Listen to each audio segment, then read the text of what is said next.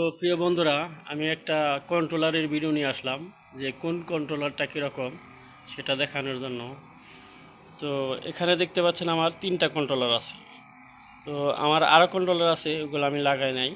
তো এই 3টা লাগিয়ে আমি দেখাইতেছি আপনাদের। তো তিনোটার সেন্সর একই জায়গায় রাখা আছে। তো প্রথমে দেখাই আমি XM18 যে কন্ট্রোলারটা সেটা। তো এখানে আমার তাপমাত্রা দেখাইতেছে 39.1। আমার XM18 দেখাইতেছে 39.1। আর এখানে আছে আমার 3002, মানে 302 যেটা আপনার ব্যাটারির থেকে চলে যেটা। তো এটাই দেখাইতেছে আমার 37.8।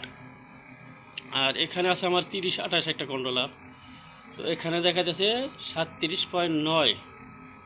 তো এখন কথা হলো, আপনারা কোন কন্ট্রোলারটা ভালো মনে করবেন বা কোন কন্ট্রোলারটা আপনার ডিম ফোটাবে ভালো। তো এখন আপনি অবশ্যই কনফিউশনে ভুগতেছেন যে কোন কন্ট্রোলারটা ভালো বা কোনটা নিব বা কী অবস্থা। তো কন্ট্রোলারগুলো মোটামুটি সবগুলোই ভালো, কিন্তু আপনার একটা কাজ করতে হবে। কাজটা হলো, আপনি যেই কন্ট্রোলারই নেন না কেন, XM18 বা ওই 302 বা 3028, আপনি যেইটাই নেন, বা W1209, যেটাই নেন আপনাকে অবশ্যই ক্যালিব্রেশন করতে হবে। তো এখন বলতে পারেন ক্যালিব্রেশন কি? ক্যালিব্রেশন হলো আপনার যে তাপমাত্রা মেশিনটা, ওইটা আপনার ঠিক মতো তাপমাত্রা দেখায় কিনা সেটার ক্যালিব্রেশন অবশ্যই করে নিতে হবে। তো ক্যালিব্রেশন কিভাবে করবেন সেটাও আমি দেখাই দিছি।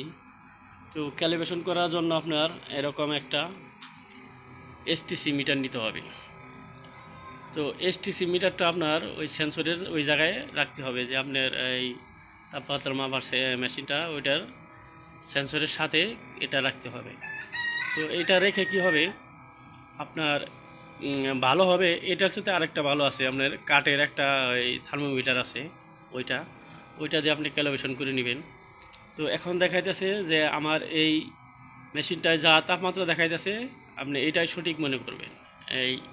এইটা তো এটা সঠিক মনে করে তারপরে আপনার এই মেশিনের মধ্যে আপনি ক্যালিব্রেশন করবেন, যে এই আপনার STC মিটারে যেটা দেখাইতেছে আপনার ওইটা এই মেশিনের মধ্যে সেট করবেন। তো এতে কি হবে, আপনার তাপমাত্রাটা সঠিক পাবেন। তো দেখেন আমার এখানে 3028 দেখাইতেছে 35.7, আপনার 302 দেখাইতেছে 36.3। আর এখানে আমার এই XM18 দেখাইতেছে আপনার 37.8।